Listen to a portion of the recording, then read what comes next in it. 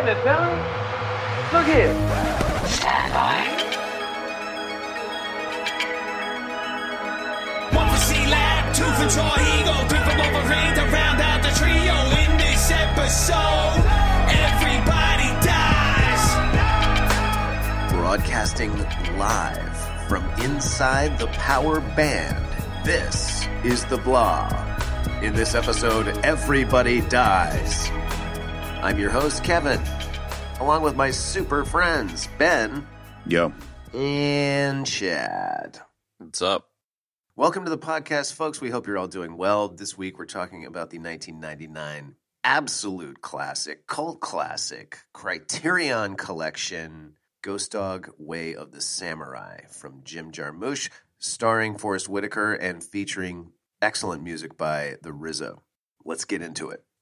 Yeah, I picked this one because I had a real soft spot for it, and it's been a long time. And before watching it this week, I was like, oh, I really hope this still holds up, and I really enjoyed it. I think it's a great movie, and yeah, it was the perfect movie for me this week. I just wasn't in the mood for anything super hardcore, and it was just like nice and mellow, and I don't know, it's just a chill movie that I really like. Same. I just wore a hole through whatever DVD I had back in the day. I haven't seen this in a while, but I've watched it many, many, many times and enjoyed the soundtrack many, many times. And similarly, Chad, I was just in the mood for something mellow that I knew was great, that would be a joy to watch, and this just scratched that itch. It was so good. So, Benoit. I don't have any huge attachment to this movie. I like it. It's got some good. It's got some stuff I'm not so crazy about. But overall, I like it. Good. Let me throw this question out first. What is your experience with Jim Jarmusch beyond this movie? Because I don't have any experience with him other than the fact that he played the Frosty Cream attendant in Sling Blade. Have you guys seen any other Jarmusch movies? I thought that I had, but then when I looked him up, I was like, nope. Yeah, same here. I think so. He did Broken Flowers, right? Oh, yep. With Bill Murray? Bill Murray, yeah. Oh, I did see that. I didn't realize he did that. He's a talent, man. I just, did a good job on this one. Like, I've seen Sling Blade about 1 million times, and I love him as the Frosty Cream attendant, and so, like, that's what I always remember him from. A bit part. Even though that's not even a movie he directed. I really want to check out more of his stuff, but... yeah, I'm going to try now.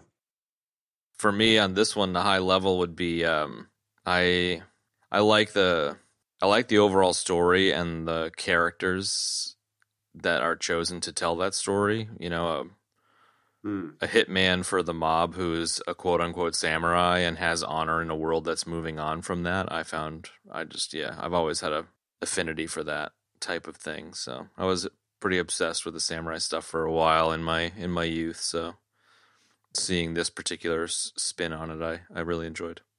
And it has all the great things from the 90s in it, too. Such as?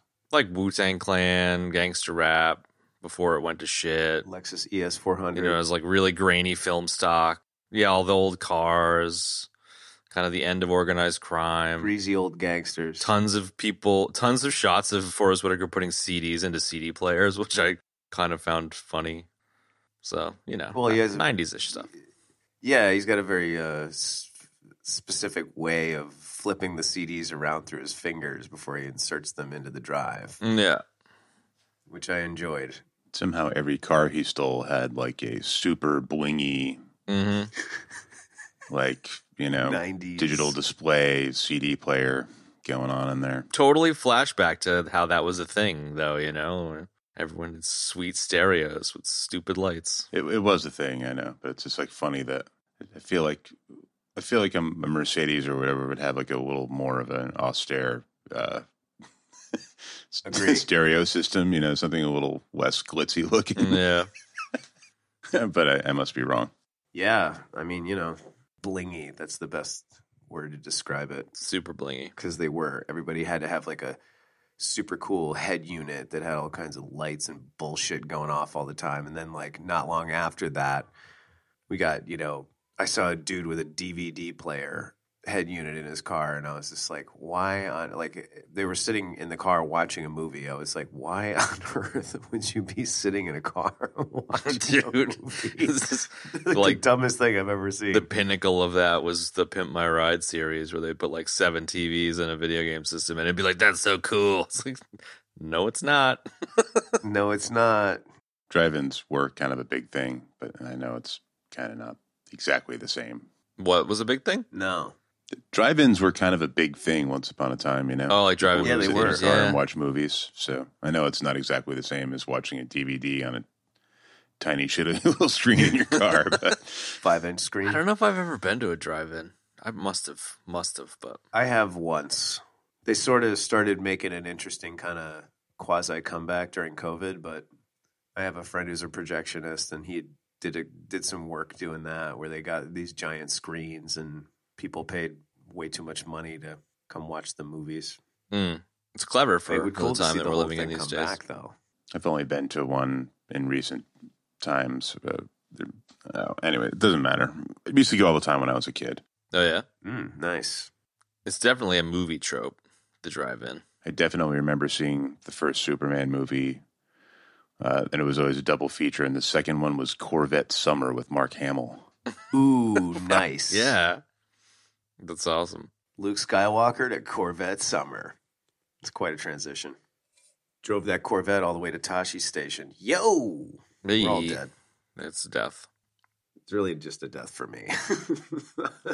As I said in the beginning, I was totally down with the pace of this one. I kind of didn't remember the first 10 minutes. That's basically just Forrest Whitaker driving around with RZA music in the back, you know? I could totally see how people would be frustrated about the pace of this one, but it was just perfect for me in terms of where my head was at. Is that oh, nice. Jarhigo just shared a Corvette Summer pick. Excellent. It's quite a vet. Let's have a look. I don't... Yeah. Wow. Go ahead, Ben.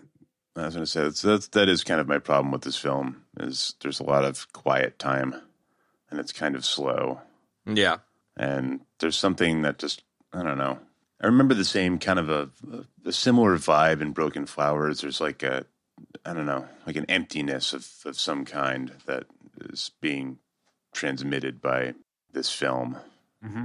And also, I didn't feel super attached to any of the characters. Oh, yeah? Like, it's kind of a tragic story, really, but I kind of wasn't, like, super emotionally invested in Forrest Whitaker at the end, you know? Just because he's kind of like this, you know... Loner. For the most part, loner, Spock-like, you know, character. Nice. Spock as Ghost Dog. Let's think about that for a second. I'd probably watch that. If it was Nimoy. I would totally watch it. Now. I would watch... I'm thinking Nimoy with, like, the Spock hair, the Spock outfit, the ears, the whole Megillah. Yeah, maybe Nimoy with the Spock hair, but with, like, a super baggy hoodie. No, it's the exact same movie, but it's Spock in the gear from the original series TV show. Okay. There you go. Everything else is exactly the same. And does he have a phaser or does he have guns? I'm thinking... He's got a phaser. Yeah. Okay. Oh, I was thinking like him in the Star Trek outfit with the sword. Or he just runs around doing the neck pinch a bunch of times. Ooh, there you go. That would change the dynamics of the film quite a bit. Just neck pinch, neck pinch, neck pinch. Yeah, I'd watch it. Let's see. High level, I think I don't mind. You gonna respond Go ahead. to any of Benny's stuff? Because if I got a quick response. Oh, please, yeah, go ahead.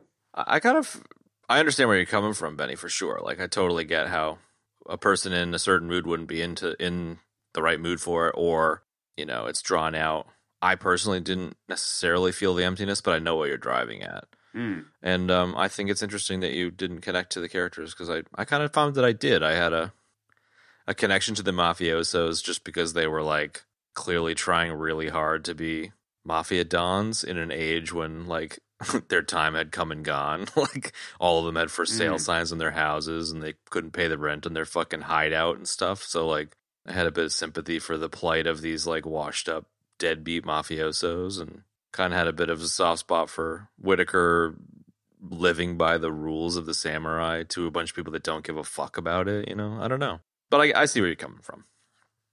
Yeah, I definitely do. I mean, I don't know that using that negative space like that, it didn't bother me. I mean, I could see why it would bother people, but I don't know. I didn't find that bothersome. It's weird because like as soon as you mentioned the same thing about Broken Flowers, Ben, like I immediately got that vibe.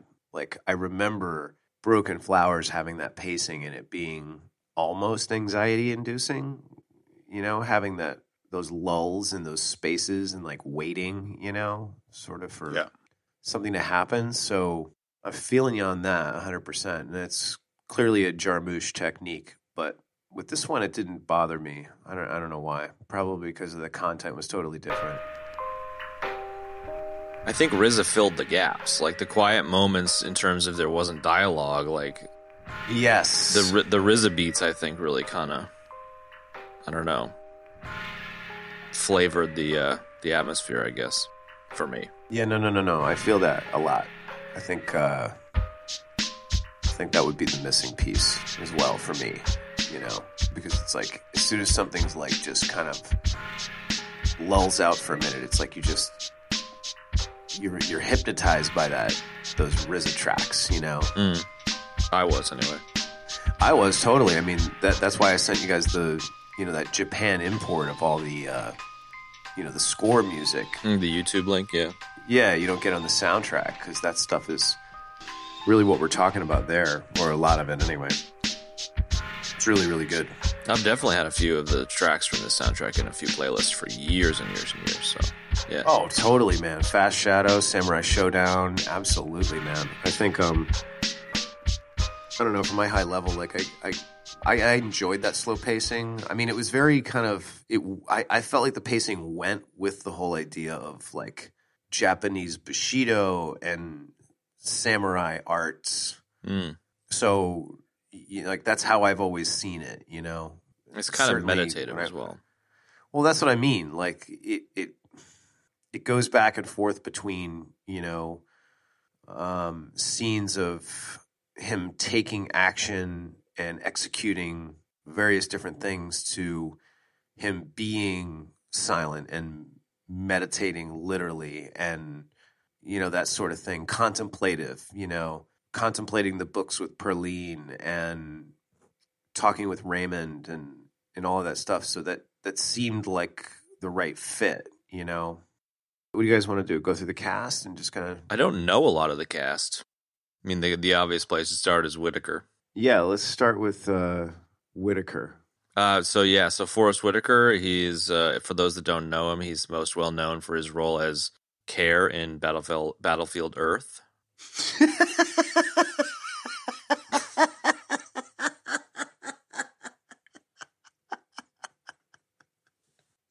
Oh my god, I totally forgot about that. The worst movie ever. One of. We should probably do it someday. We gotta do that one. Oh god. Scientology movie. Dread. Oh, that's so bad. Yeah, no, I really have no desire to bring any L. Ron Hubbard to the Fair table. enough. Yeah. Even with such a stellar cast, Ben? Come on. It's such a fucking weird movie. They're all Scientologists. Oh my god. Is Forrest Whitaker a Scientologist?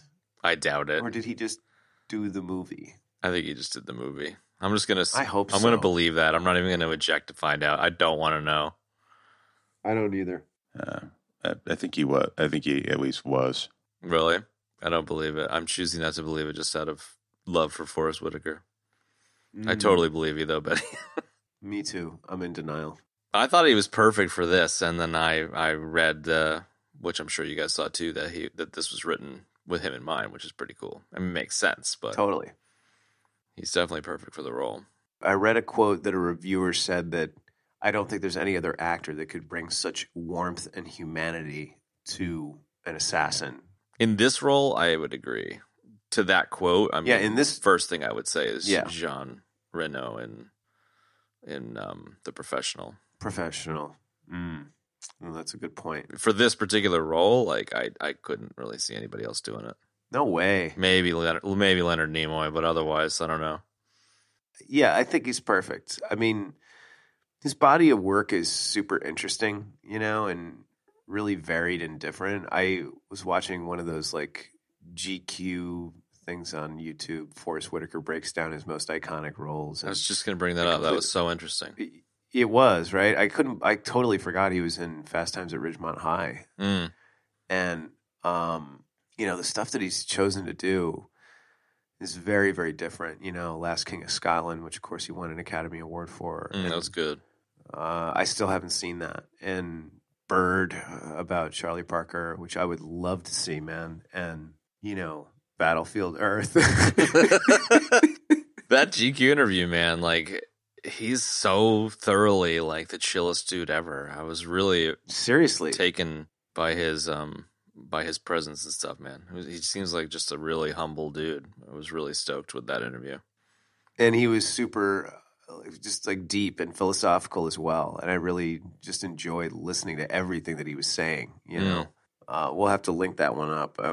And he really kind of goes into depth on all of the reasons why, he took these films and what the journey was like, playing those characters, which I really appreciated him talking about in that interview. And one of the cool things about that interview is that he said that there were 4 films that were sort of pivotal for him in his career, and Ghost Dog was one of them. So I really dig that. I think that was the interview where he said he ran into Jim Jarmusch at a Super 8 parking lot. I'm assuming a Super 8 motel parking lot, although that seems a little weird.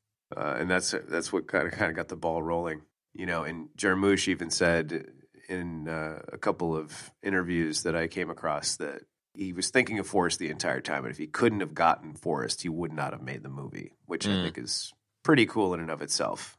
Pretty cool, and I'm glad that Forrest Whitaker said yes, because I'm glad there is this movie. The rest of the cast, I'm not overly familiar with. Like, I like that they chose to not cast the usual suspects of the crime genre, but at the same time, all of the dudes seemed like totally recognizable as, crime family dudes.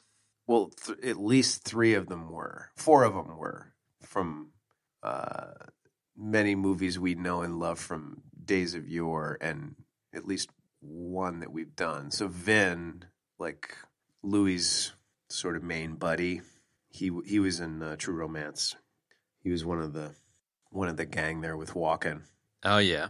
Yeah, and 3 of the other guys were in Goodfellas. Or sorry, one of them was in Goodfellas. 2 of them were in Casino. The 2 guys that went up on the roof and started screaming at the Cayuga guy, the nobody man, or whatever he's called. Stupid fucking white man. That's such a weird scene. But those 2 guys were both in Casino. They were the 2 guys that were always bitching in the Italian grocery in Kansas City that eventually got them all pinched. Oh yeah. Writing down logs of all their trips and expenses and all that. Totally. Perfect thing you want to do if you're in organized crime. Hey, you got to keep the receipts, dude. But yeah, I mean, beyond that, like, I've never seen John Tormey in anything. I loved him, man. I still love him. He's great as Louis, man. He brings a lot of heart to it, I think. And, he was great. Silva's great too, I love the Raymond, was it Isaac de Bancalet, and the Perline actress. The 2 of them were a great addition to the story, and they were cast well. Neither of them I could see had done much that I recognized afterwards, but yeah, but Isaac did a bunch of Jarmusch stuff, and he's done a bunch of films in other languages. He speaks like 6 languages fluently. Early nugget. Yeah, there you go. He's Nigerian, but he speaks 6 languages fluently. I know I've seen him in other stuff. I can't think of anything else for the life of me, but even the first time I saw this years ago, he looked familiar to me. Totally. Right? He did to me too. Yeah. I just want to state for the record that the mafia boss's daughter was the most 90s girl ever. She's like super pasty, pour your misery down garbage chick, like just watching cartoons. Pour your misery down. Like, it was just so 90s, dude. I get such a kick out of her. Wow. A garbage reference, eh? Yeah, man. Nice one. Pulling out all the stops. Even did a bit of karaoke for you. Yeah, we love it. That would have been, you could have used that as a backing track in my favorite scene towards the end, the rain, when walking in the rain, Hagakure scene. It's like a subtle, only happy when it rains bed track there. There you go. No, is that a death? No, not a death. That was perfect. Oh, God. I had a mouthful of coffee. Sorry. That's a good tie-in. What'd you say, Ben? You narfled the Garthog? Narfled the Garthog. That's right. That's what I'm doing. That is precisely now. what he said. I'm narfling the Garthog. I think Cliff Gorman, the character Sonny, and his mild obsession with Flavor Flav was probably my favorite thing about this movie. So good. I love it. It's so weird and funny. Putting aside the part at the end where he gets iced and he's listening to Cold Lampin' with Flavor Flav. Totally. Which I absolutely think is hilarious, and I love it. Just that whole little conversation that the Dons have about, rappers and how they pick their names, and just that whole thing is just so wacky. That whole scene is like one of the highlights of the movie. I had forgotten how funny that was.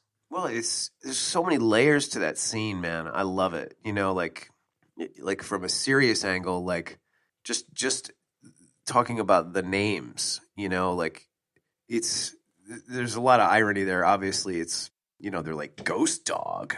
And he's like, yeah, like all these like black guy gangster types have names made up, make up names for themselves like that, and then, and then Silva starts talking about Indians, like, Red Cloud, Black Elk. And then like right as he gets done doing that, Sonny Valerio goes, hey, go out there and get Sammy the Snake, Joe Rags, and Big Angie. Like,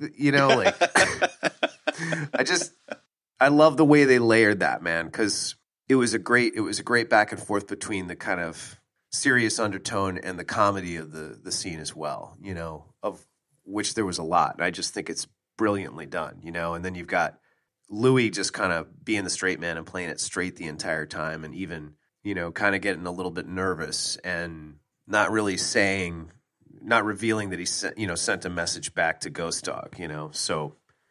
Dude, like you said, the variety comedy in there. There's a bunch of good stuff. The Flavor Flav rap bit, and then the dude who's like, the Native Americans have many names, like Black Elk. Yeah.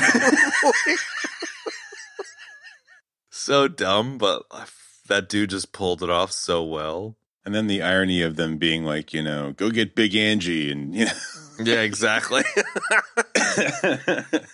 It's cool because the whole thing of it is that everybody's the same. It's like all these different, like Ghost Dog says at one point in the movie, like, we're all these, or we're from all these ancient cultures and we're all dying out, and they're all essentially the same. It's like everybody has names like that. The gangsters do, and, the street guys do, and we do. The Indians do, we do. Exactly. So there's all that. Then, Cliff Gorman, dude, just the way he lays it out in that scene is just so damn funny, dude. Hold on a second. Yeah. Did you just say to me he contacts you through a fucking bird? Okay, hold on a second. Passenger we'll get back to pigeon. that in just 1 second. Passenger pigeon.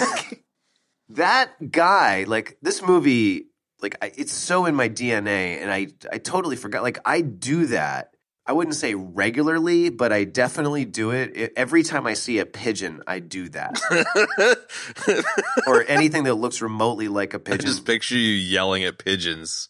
Or if somebody mentions pigeons, I always think, passenger pigeon, passenger pigeon. Been extinct since 1914. So great.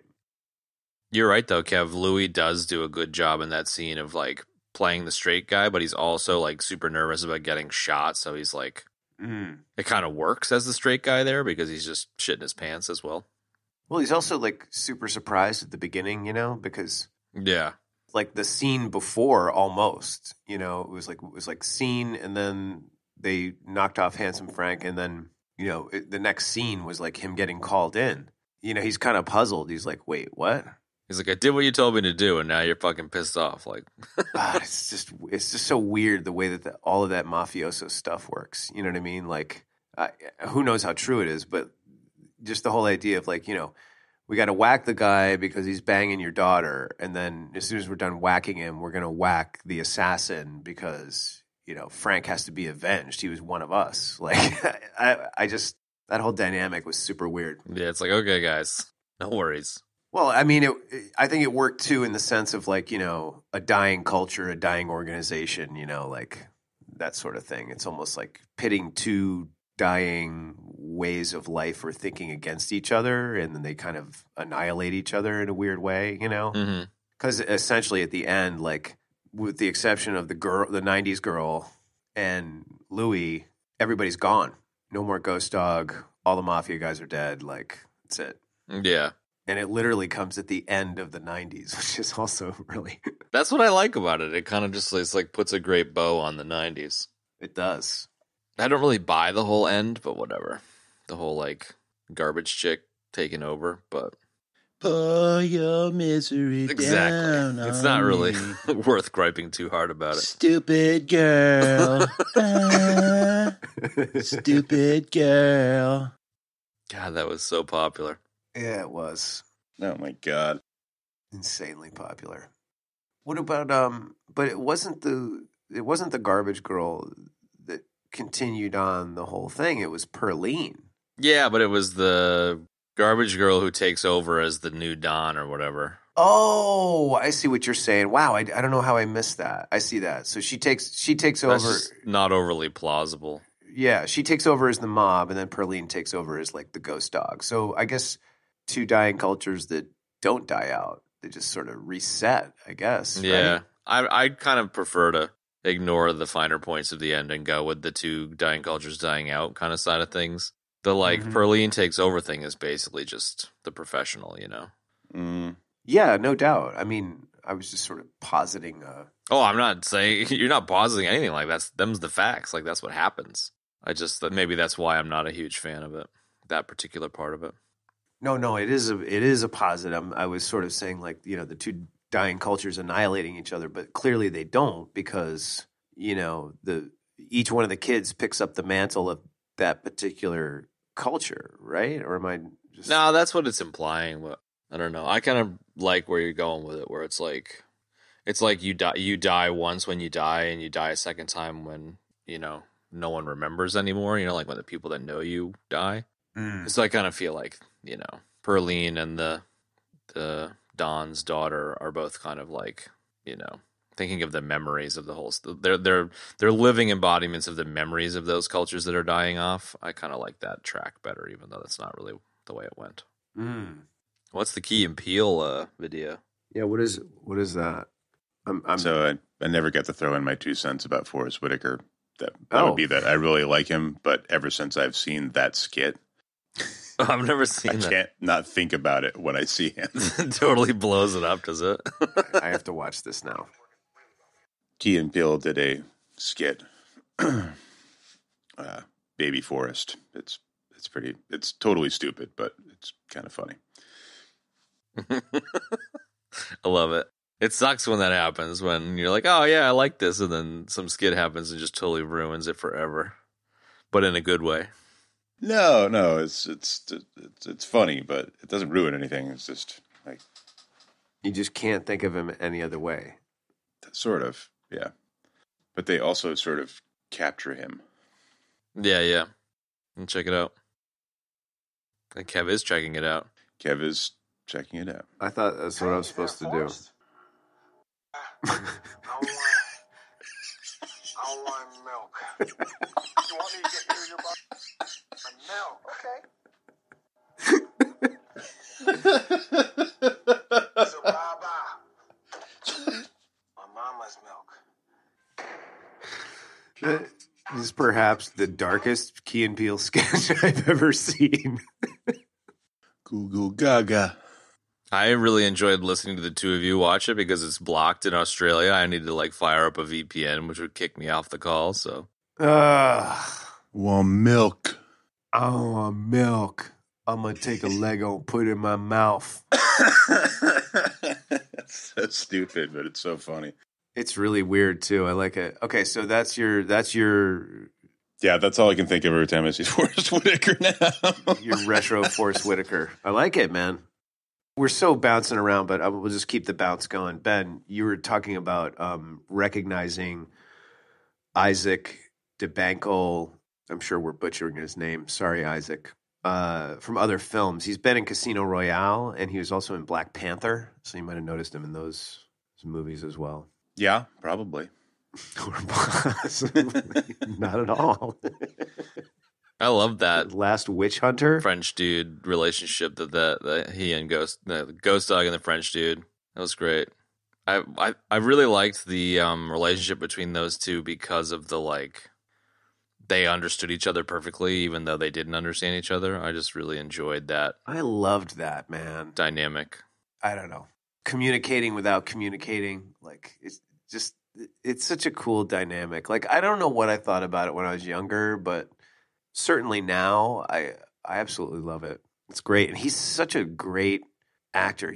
I love the way he plays the character. You know, he is so completely fish out of water in that environment. You know, it's speaking French with a French ice cream truck, you know, as like a Haitian.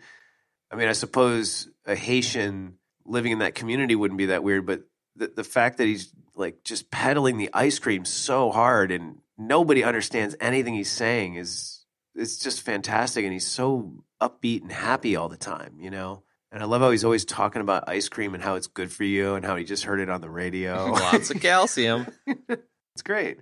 You know, extolling the virtues of vanilla over chocolate. And now we had like a little arc where like at the beginning, all the way through the movie, he was talking about calcium.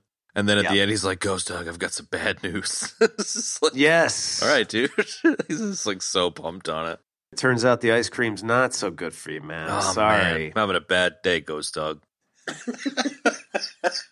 heard on the radio. Hey, Ghost Dog. As it turns out, ice cream, not so good for you. I'm devastated. Wait a minute, Ghost Dog, you're not diabetic, are you? That scene where he reads the bear, the kind of definition of a bear to them was really great too. It perfectly sums up Ghost Dog. I mean, it's super on the nose, but I still enjoyed that. And then obviously the tie-in with the poachers killing the bear later. Man, I forgot Forrest Whitaker was in Black Panther as well. Eject. Yeah, whatever. I'll take a death. I don't care. I don't even care about my show. I don't even care about dying. I'm like Ghost Dog. There you go. I meditated this morning on death, on dying from Star Wars deaths and Matrix deaths and dad joke deaths and ejection deaths. Oh, that reminds me. We got called out on the Instagrams, dude. Wait, what? Hang on, let me see if I can find it. Oh no, it was alleyway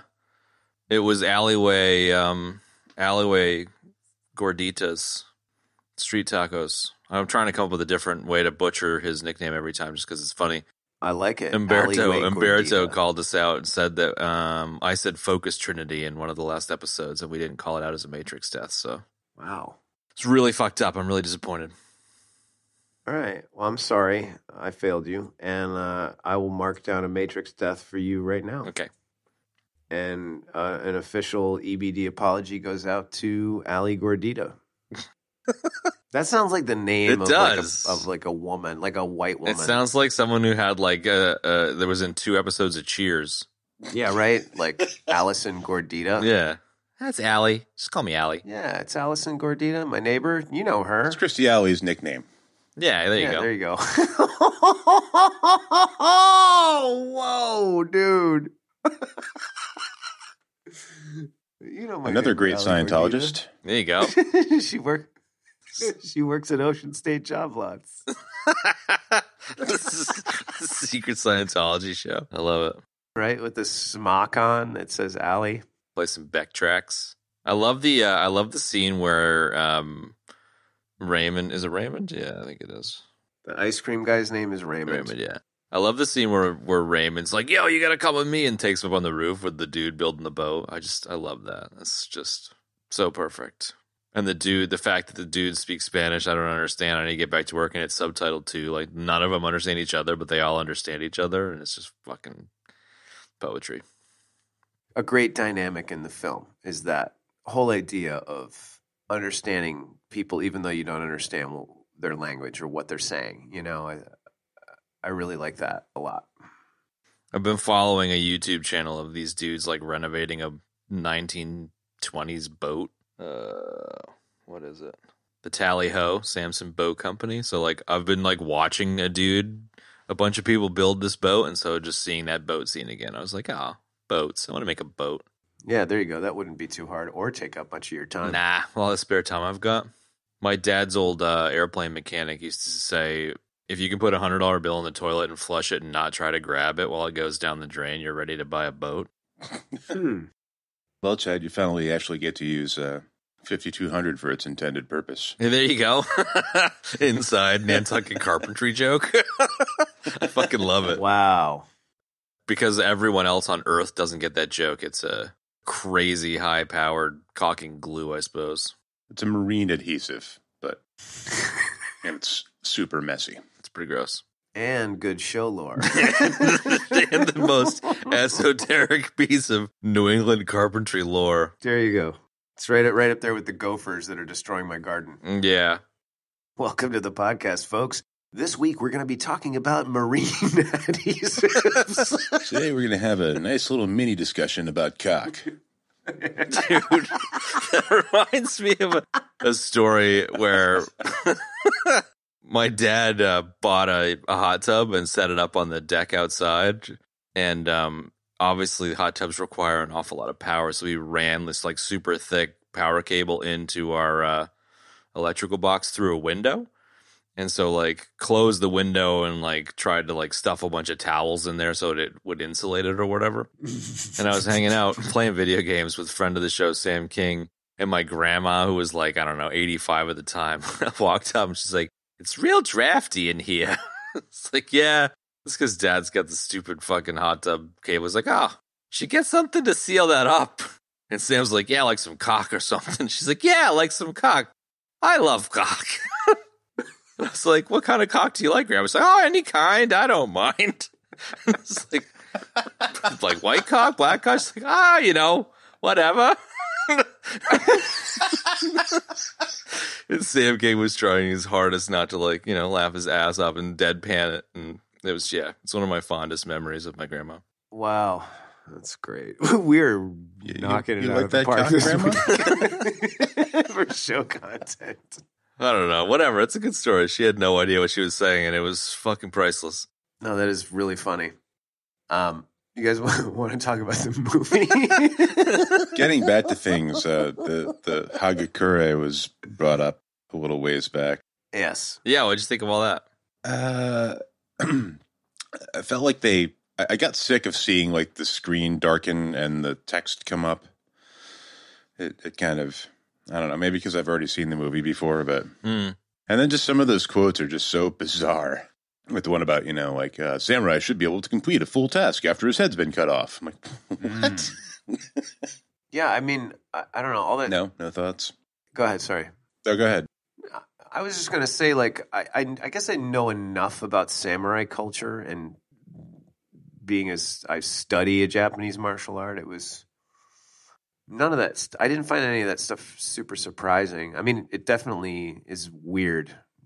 Certainly from somebody that has zero knowledge of it. I'm not saying you're one of those people, but No, I'm not. But I was just thinking about it like in a vacuum, Yeah. It almost would be cool to see. I don't know. It's kind of like I can make such a strong case for like the samurai quotes from the Hagakure are super important because they sort of precede each thing that he's going to do. But at the same time, it would have been cool to almost like include a cut that has none of them in there. You know what I mean? With the narration and just see what that would look like, because there's quite a few of them. And it's like, if you just sliced them all out, like, yeah, there's a lot. You know what I mean though, Ben? If the movie would play the same or, but keep the voiceover?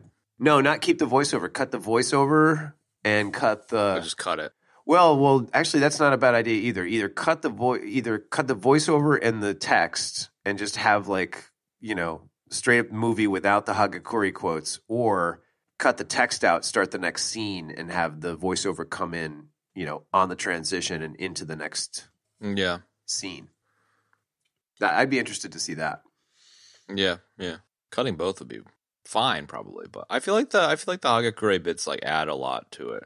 I guess one of the key is super obvious, but one of the key things thinking about it now is it explains Ghost Dog's behavior. Like, Exactly. why the fuck is this random dude in Jersey City or where nondescript, New York City acting like a goddamn samurai? Like, it makes no sense. But the fact that he's obsessed with the Hagakure and like takes on the code of Bushido kind of, it helps you along that path, I guess, to understand his motivation. Well, I agree. That's what I think. Not only that, but like there's a couple of opportunities where there's a little bit of world building and some sort of lore or potential for lore in this film. And I think that's one of them. Yeah. And what I mean by that is like we get the flashback scene from Louis' perspective a couple times and Ghost Dog's perspective at least one time of how the two met and what happened, and you have to infer from what we see that, he was either just kind of an innocent dude or some kind of like street level gangster maybe.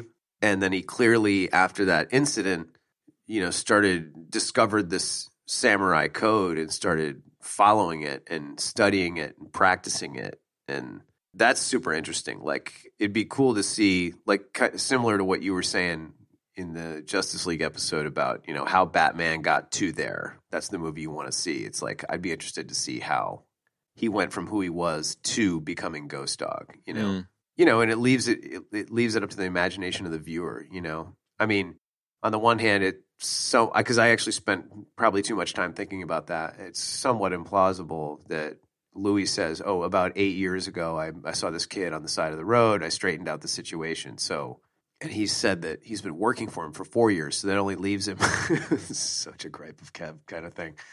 That leaves him 4 years to go and study and master becoming a samurai. I don't know. It's kind of interesting and to think about. Yeah, I guess I buy him being a samurai, but yeah. I think it's a plausible gripe.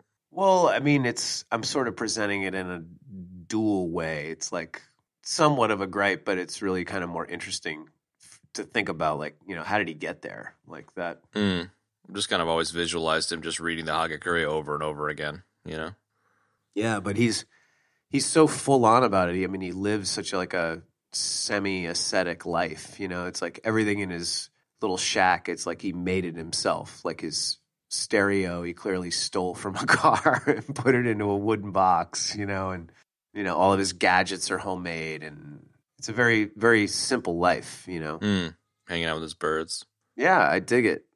Carrier pigeons. Yeah, I was kind of obsessed with samurai culture and Japanese culture, Japanese gardening and all that kind of stuff for a while, and so this kind of struck the right note for me at the right time with the Hagakure stuff. And I don't think I had read the Hagakure before this, but I certainly read it after this, and Book of Five Rings and all kinds of other stuff. Really? I mean, I would have seen this when I was probably around the time it came out. So like when I was 20, so probably like right around the time I was exposed to some of the stuff. Right. And I was like super into the samurai stuff for a long time, and then I guess like I wouldn't say I lost interest, but like I discovered that the Hagakure and a lot of the Bushido code formalization happened like in a 230 year period of peace where people were just like writing about what used to happen. And it kind of like, I wouldn't say it turned me off, but it was just kind of like a romanticization of what people thought happened. And then they're like, well, you need to follow this code now. And it's like, well, there's no one saying that any of that code was followed about the people you're talking about, So I kind of a little bit, it was a little bit like grass is greener. It's not like it used to be kind of thing, as opposed to it being like a contemporary samurai writing about his experiences, if that makes sense. It's funny that you're saying that because I'm listening to you and I'm thinking like, well, it sounds like they were, like the book was written in the sense of like, you need to follow this code so we don't ever live that way again. Yeah, maybe. War, you know what I mean? In the sense of like, it's honor and discipline, and that sort of code insulates us from barbaric violence, But it's also wistful for death. It's like, you need to be ready to die. And it's like, dude, the dude writing it was like a clerk. He was a samurai clerk. Like, he was literally like a dude that never saw combat and like So you're writing about history and you're writing about like the glory days of the samurai, and it's like you need to be ready for death. You know, like Benny said, you should be able to strike someone down even when your head's cut off. And it's just like, dude, you're fucking bean counter. You know what I mean? Like, Right. I definitely buy a lot of the honor stuff, but It's almost like an ancient comic book. yeah, exactly. Yeah, I think that's great. Yeah. It's totally kind of, yeah, like it's aspirational, and that's cool. Samurai are the superheroes, and they're attributing all this stuff that wasn't necessarily, that may be a bit of a glorification. Yeah, glorification is the nicest way to put it, I think. Like, I totally love it. I love that, I love that era of Japanese history, and I really want to do a book club at some stage on Lone Wolf and Cub, like we've talked about and stuff. So, like, I've got a real soft spot for it, but it was just kind of, you watch Ghost Dog, and Ghost Dog is obsessing about samurai and wanting to embody the culture. And I suppose it's just kind of interesting that the culture espoused in the Hagakure was written so far after, the Tokugawa, shogunate. When it was applicable almost. Yeah. So it's just interesting. It's interesting through that lens looking back. Like, at the time, I was like, yeah, I want to be fucking Ghost Dog on a roof with pigeons and a sword, because I was just a dumb 20-year-old, but like, because he's, so badass, and you're like, yeah, I want to do that. But it's the stupidest thing ever, Picturing that right now. Yeah, exactly. It's the stupidest fucking thing ever, but it's kind of funny, I'm picturing you running around on a rooftop with a sword, just smashing shit. Yeah. Yeah, no, I'm digging what you guys are saying about the Hagakure. Yeah, I the comic book comment and the Chad running around on the roof part too. I'm feeling you. I mean, the part where it was written so far after the fact. I don't know. I can see it both ways. I can see it being as like a, the code of discipline keeps us from sliding back to that, and I can also see it as like what you're saying, like it's sort of irrelevant. So interesting either way. In relation to the movie, it does seem like it's there for the benefit of the first-time viewer. And then, after that, it just, I don't know, it just seemed tedious to me this time around. Yeah. Yeah. It's like, yeah, I know. All right, whatever. Right. Powdered Rouge. Yeah, I got it. Yeah. The Powdered Rouge one is so bizarre. It's kind of funny. I mean, it fits what he's doing. He's stealing a suit and stealing a car, but I think your comment that it caters to the first-time viewer, it also kind of rhymes with what I said with, like, when I was 20, this was the baddest ass thing. I was like, this is so badass. But now, looking back, it's like, it's an interesting story, but I don't hear the fucking Hagakure and be like, whoa, man. I'm just like, yeah, okay, historical document that's interesting. The historical document. La la la la. There was a lot of ululating in that episode. No doubt.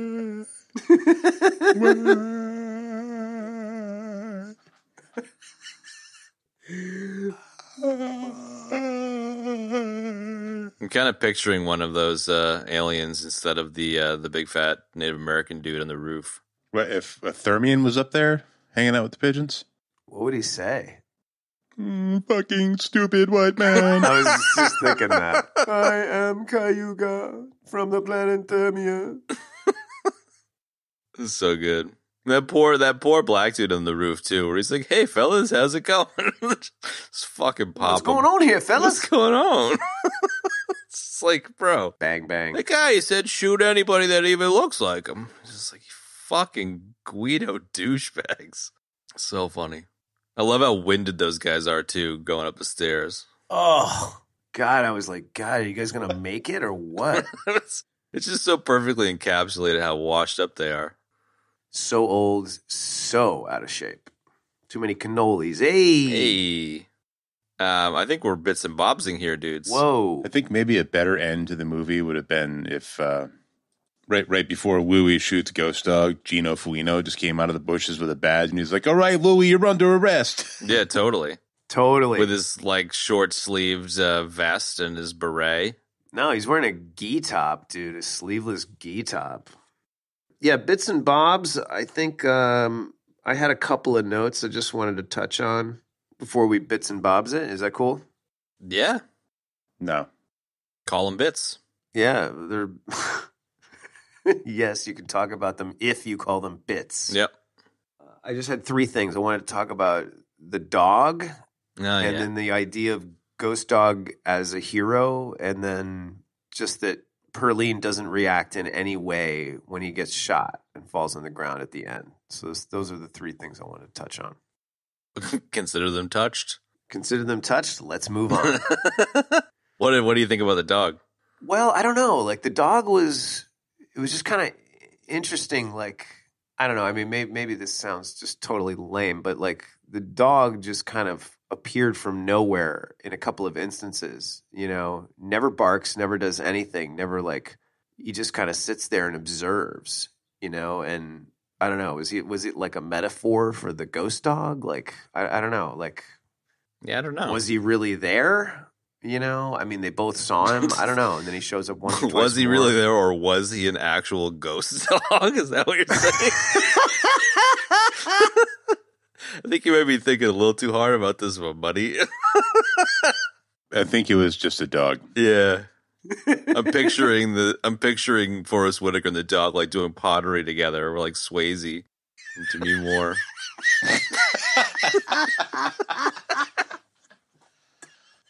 Oh, my love. So, guys, I got a couple of notes. I want to talk about the dog. Was the dog real, or was it a ghost dog? It's very astute. I was trying not to say it like that.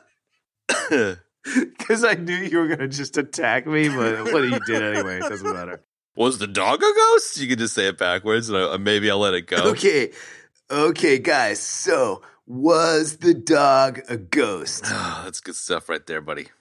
All right, whatever. I tried to take a serious approach, stab at it, but it failed miserably. I'm gonna just mark down a death because it's such a death, dude. And then we're gonna move on to my next topic, which hopefully you won't shit all over. Maybe it was Forrest's character that was never there, and it was always just a dog. It was just the dog, yeah. And that's why the French guy couldn't understand him.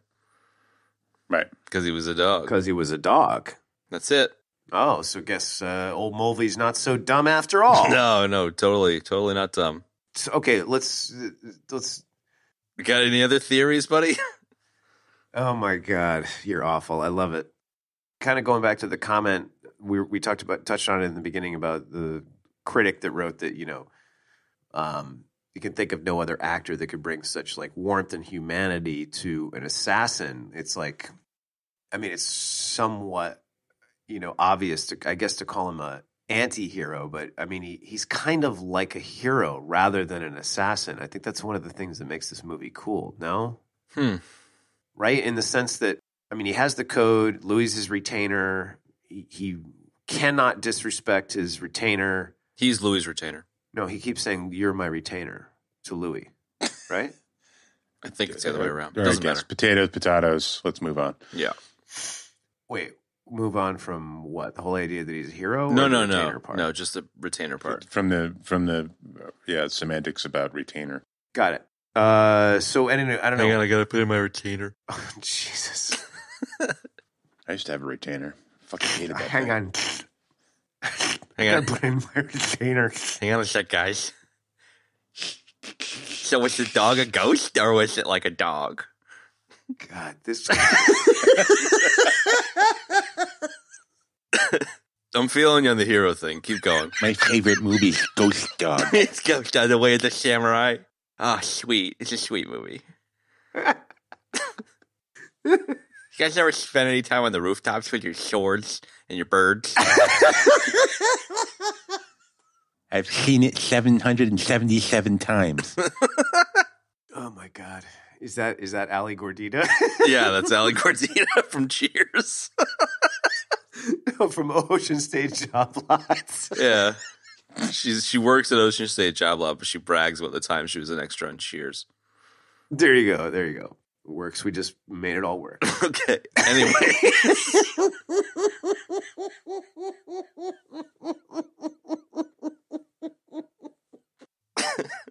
What the fuck were we talking about? Retainers. Oh my god, my stomach hurts, dude. I'm laughing so hard. Oh. Whew.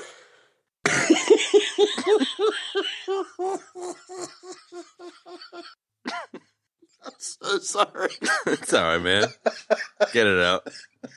I can't even. If I even just started thinking about it makes me laugh so hard. So is Ghost Dog a hero? When you said that, the first thing that I thought was, the first thing that came to mind was how respected he is in the neighborhood. But it doesn't make him a hero, because, like, he's just a hired assassin. Like, he'll kill honorably, but he's not choosing he's not this is for Benny. He's not doing a Batman. He's not killing criminals. He's just, like, killing whoever the mob wants him to kill. So. Right. My first thought was, yeah, he's a hero because the neighborhood, deifies him or has respect for him. But I think that's wrong. I don't know. I think he is kind of an anti-hero.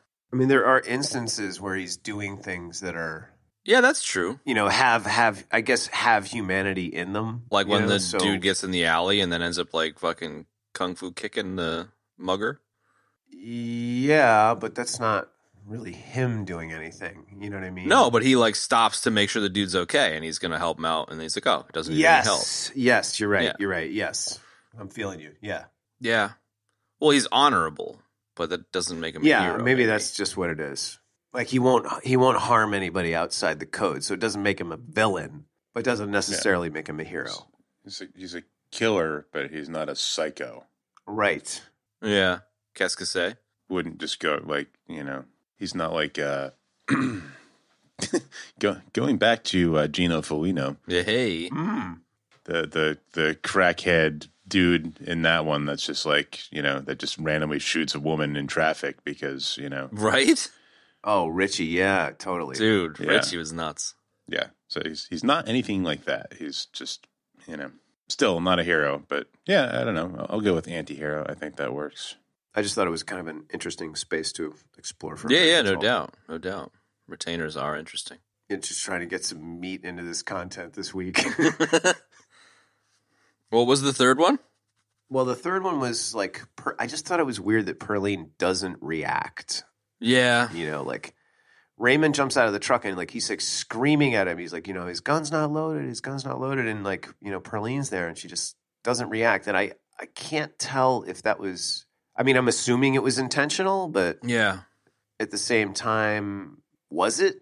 And does that mean that he was really a ghost? He wasn't there. It was a dog. Dog. Don't know.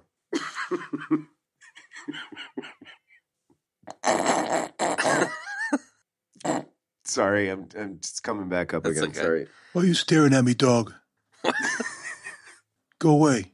I think he wants my ice cream cone. Dude, if Gino Felino was in that neighborhood, he would have been hanging out of that fucking ice cream truck all day, every day. All No doubt. day. Perline. Listen, hey Raymond, you got any jelly donuts in there? Jelly donut ice cream. I think you should branch out from ice cream. Get some Get donuts. some donuts. You could do donuts in the morning, ice cream in the afternoon. Perline's reaction, I kind of felt Or like... maybe you don't care. It's fine. No, I do. I feel like she was confused, and then she was curious why Ghost Dog was allowing this guy to kill him.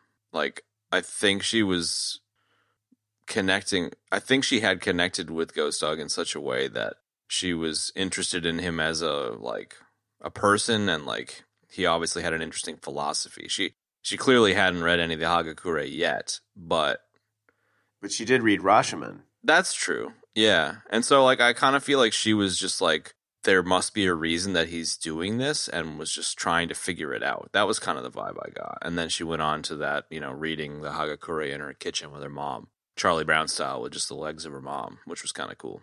Yeah, that was cool. So it it was weird that she didn't react, but that was kind of the thinking that I had there. I'm trying to recall whether I noticed any reaction or not now, but to be honest, I'm kind of glad it wasn't like she barely knew the guy, like they traded some books in the park, they chatted a couple times, like it would have been weird if she was like, Yeah, she fell to her knees and started like bawling, or like even worse, like ran up to him and like, oh, ghost dog, please don't die. No doubt, like dude, every that would've fucking been movie terrible. there ever is. So No, that would have been Yeah. worthy of us all committing seppuku, Ben. Yes. absolutely. Yeah. But I think like maybe something subtle, like even if she just kind of turned her head into Raymond and just maybe kind of covered her face or started crying a little bit. I don't know. Like, I don't know. I'm just kind of throwing it out there. Like I thought it was interesting, and if it was intentional or not or whatever. So I think it was almost certainly intentional, but I don't know what the intention was. It's interesting though. Yeah. I think it, and I think it's, I'm glad you brought it up. I didn't think to bring it up. well, it was one of the only things that kind of puzzled me in the film. Like everything else is pretty clear cut. So that was like one thing that, aside from the stupid ghost dog, Which, like, there are three things that really puzzled me. was the dog a ghost? That was definitely a death, my friend. I love it. It was. Was the dog a ghost, or was Ghost Dog an actual dog? Did he transform into the dog? So, all right, we can move on to bits and bobs. Right on. Those were kind of bits and bobs.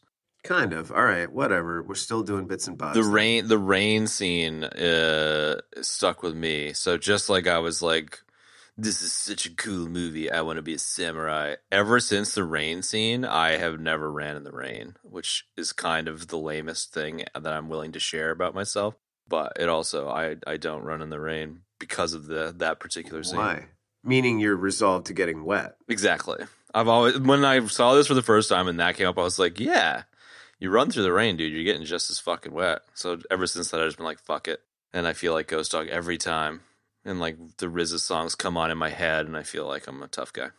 Yeah, I don't think that that's lame at all. I do the same thing. I've used that analogy, an abridged version of that passage from the Hagakure, to describe things numerous times, because it really applies to so many things. It's, if you go into anything with any kind of preconceived notion, it's like you're going to get wet, Mm-hmm. You might as well clear your mind, Yeah, no doubt. bring it to a neutral space, and then go in. You're still gonna get wet, but how you exist in it will be different.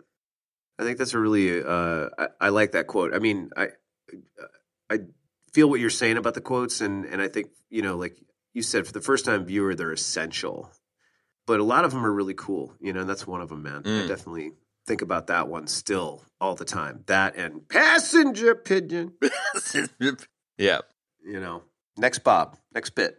You got anything? It's your turn. I got, I do. An interesting thing, I never really thought about it this way or picked up on it. I just thought that we see the guys in the park, right? And I read later that they're supposed to be Crips, right? We see the guys on the street when he's coming out of Birdland and they're wearing red, obviously. Yeah. And, they look like they're Bloods, right? So they say something to Ghost Dog, right?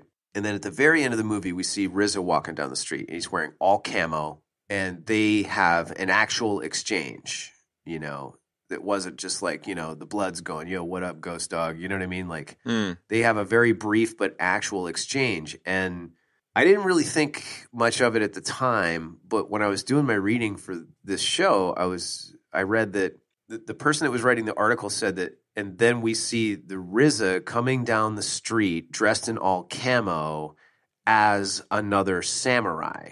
And I was like, what? So it just kind of spun my mind thinking like, it's kind of like the seed for like some lore, within that world of, are there more than one samurai?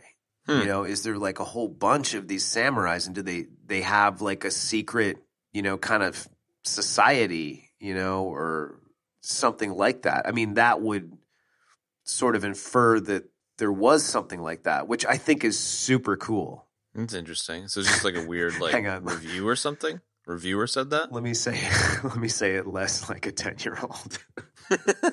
It was so Which I think awesome. is super cool. That's why I think it's super cool. No, I do. I think it's really, really interesting. I think I bookmarked one of the articles I read, and I think it came from there. But, when you see the scene Like, it definitely looks like that could be the case. Yeah, I guess. You know, they're both kind of dressed the same. One's in black, one's in camo. Like, I don't remember what the actual, like, the lines are there in the exchange. Yeah, I forget what Ghost Dog says, but RZA says, like, see everything always or something like that. Right. It's pretty cryptic.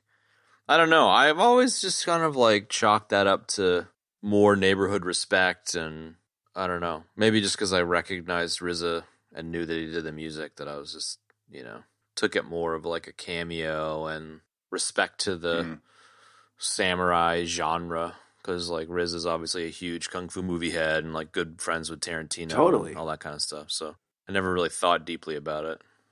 I never thought about it either. It wasn't until I read that quote and then I watched that clip again at the end of the movie, and I was like, wait a second, maybe there's some sort of thing here. You know what I mean? It's like Predator. I guess I'm just kind of throwing it out there, man, because I thought it was kind of interesting. You know? Yeah, it's interesting. It just, you know, sounds just like some random shit some dude made up, but it is interesting. Yeah, I don't know. I think it's just a possibly mildly cheesy cameo for RZA. Yeah. I want to see the little. Oh, you want to watch the scene? Well, I just super quick. I just want to see this. Go for it. He says power and equality, and then Ghost Dog says, "Always see everything, my brother." Yeah, there you go.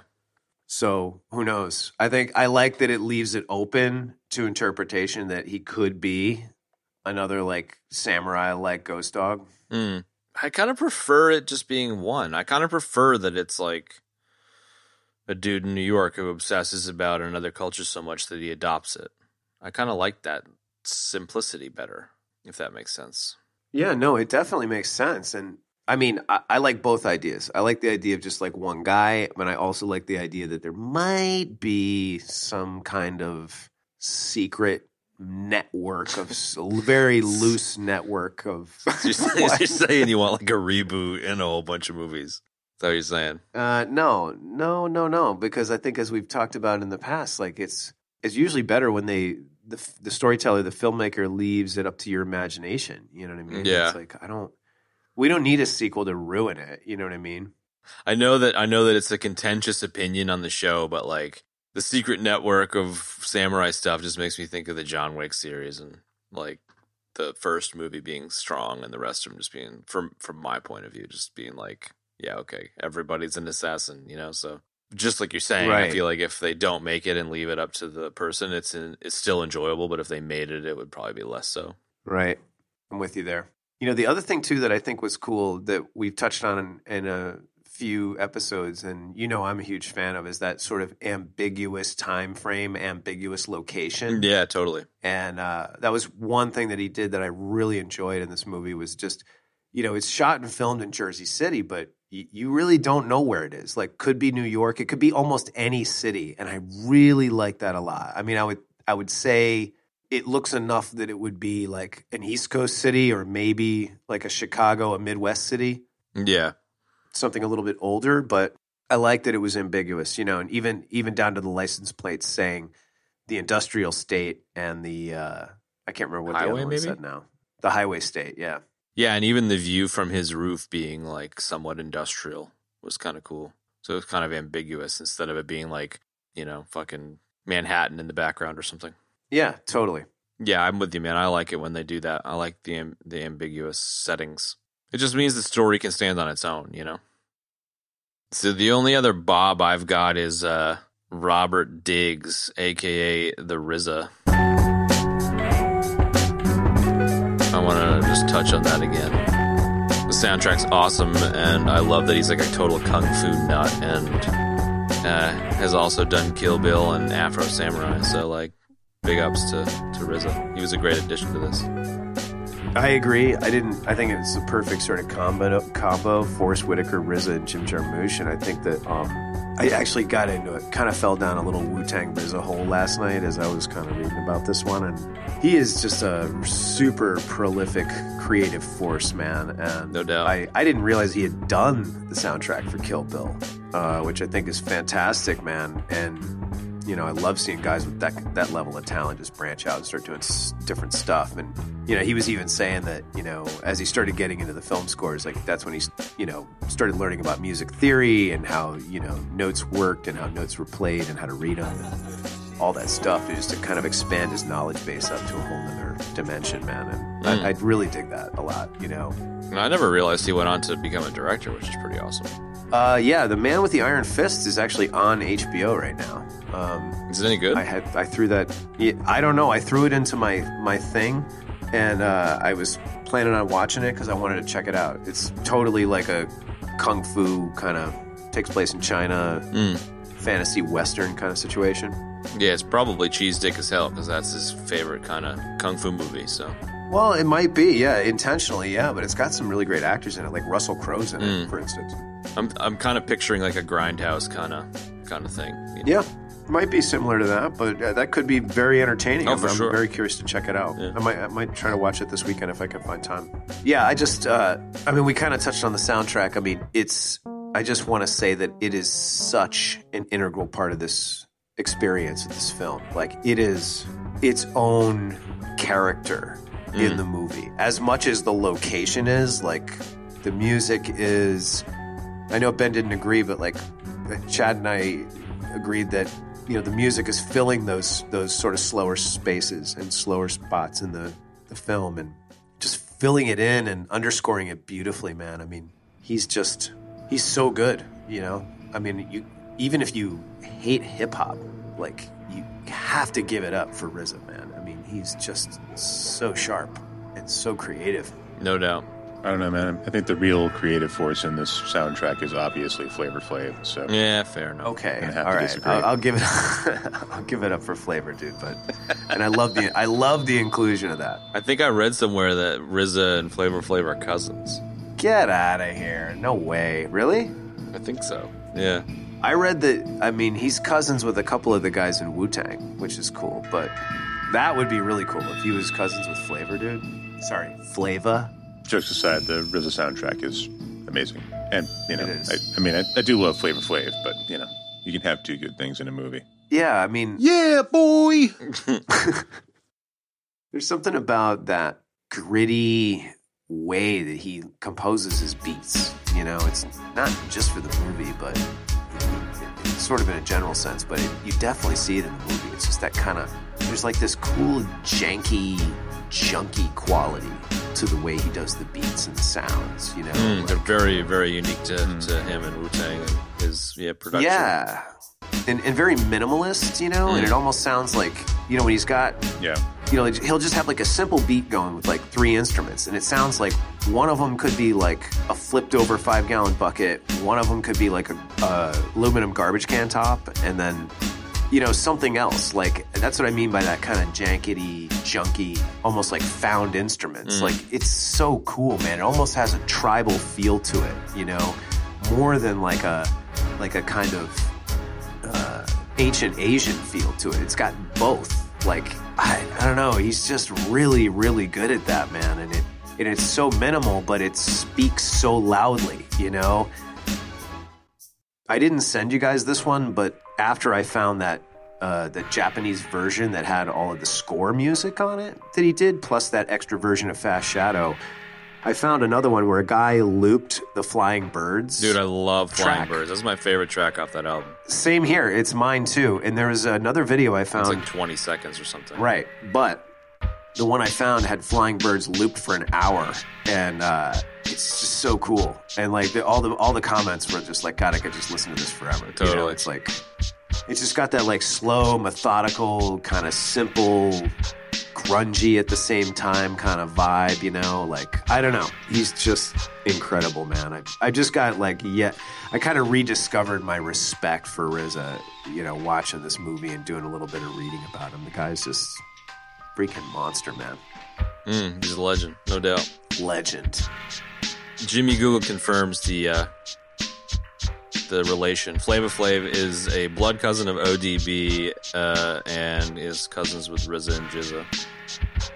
I love it, dude. I love it. That's good, man. Call that a transition into Nuggets, huh? I was going to ask if anybody had any other bits and bobs. Nuggets. Let's get this on the move. He needs to roll, so let's go. Nuggets, go. I've got 2 nuggets.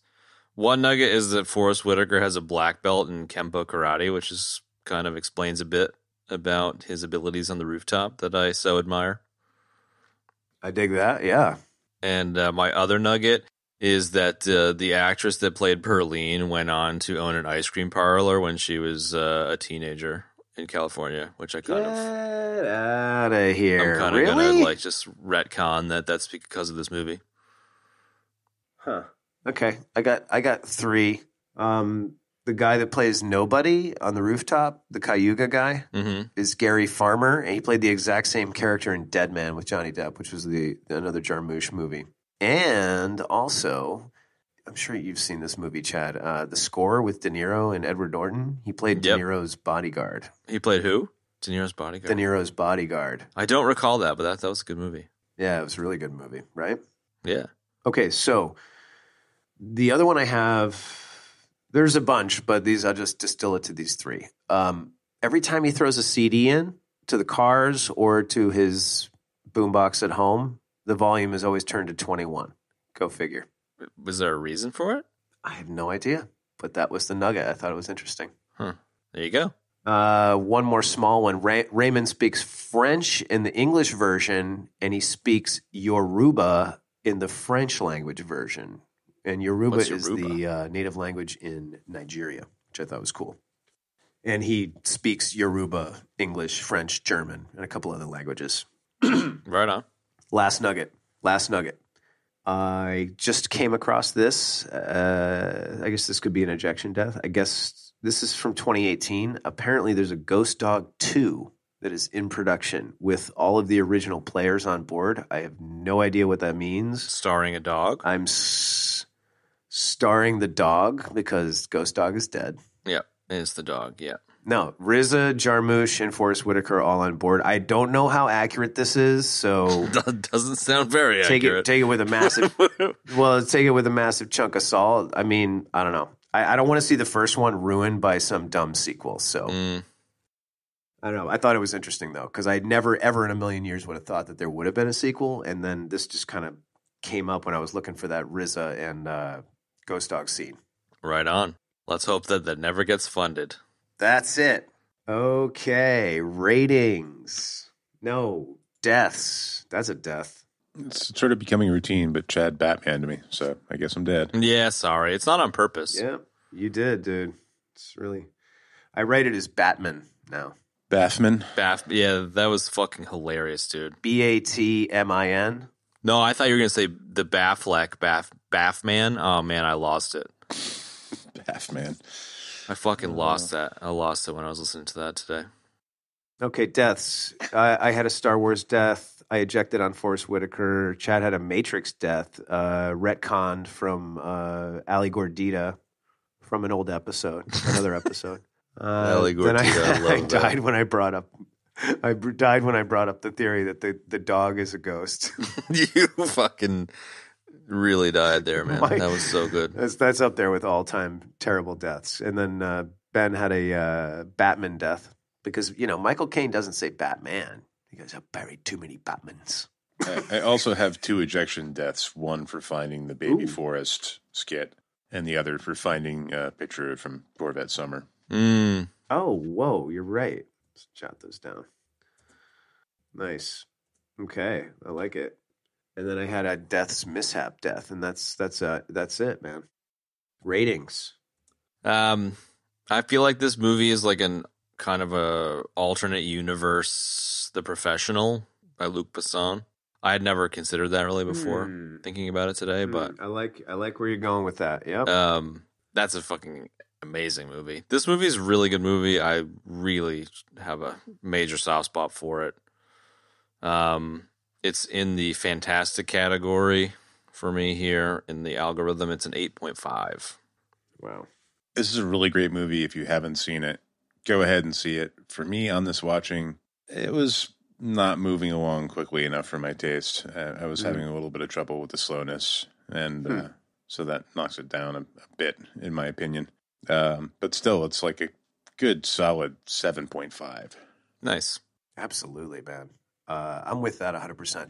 It's beyond a cult classic. I loved this movie when it came out, and it really didn't even do that well. I mean, it was small budget, grossed like just a couple $1 million worldwide, and I just think it's fantastic, man. And almost because of what it made and didn't make and how much they made it for, it's just such a movie of passion, clearly for the director and for RZA and Forrest Whitaker. I mean, he wrote it for Forrest Whitaker, and he probably would have done it for free, for Christ's sake. And it's so damn good, man.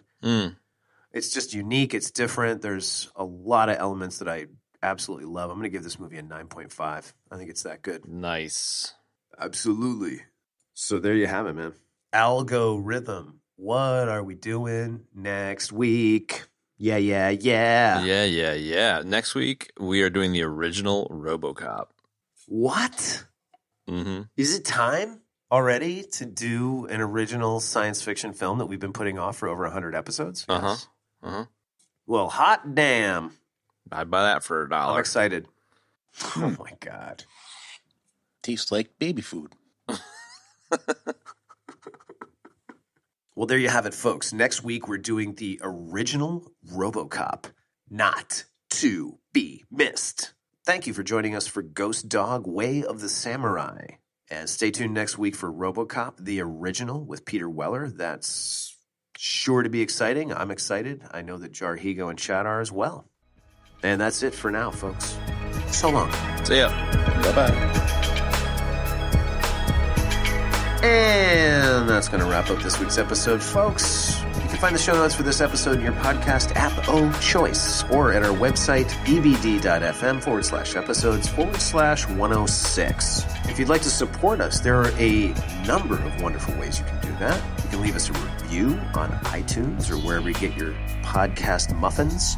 You can also tell a friend to check out the show. Word of mouth is incredibly powerful and incredibly important. So please tell all your friends to listen to the show. You can also support us on Patreon, folks. Patreon.com/EBD podcast. We have many wonderful tiers that you can support us on, and we sure would appreciate it. Don't forget to follow us on social media. We use the handle @EBD podcast on every social channel that we use. So come join in on the conversation. We'd love to have you. Hope you enjoyed Ghost Dog, and we'll look forward to having you again for RoboCop next week. Thanks so much, folks. So long. One for C-Lab, two for Jarhigo, three for Wolverine to round out the trio in this episode. Everybody dies.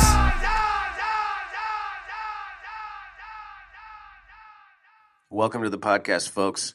We hope everybody's doing great. Beady. Stop into it.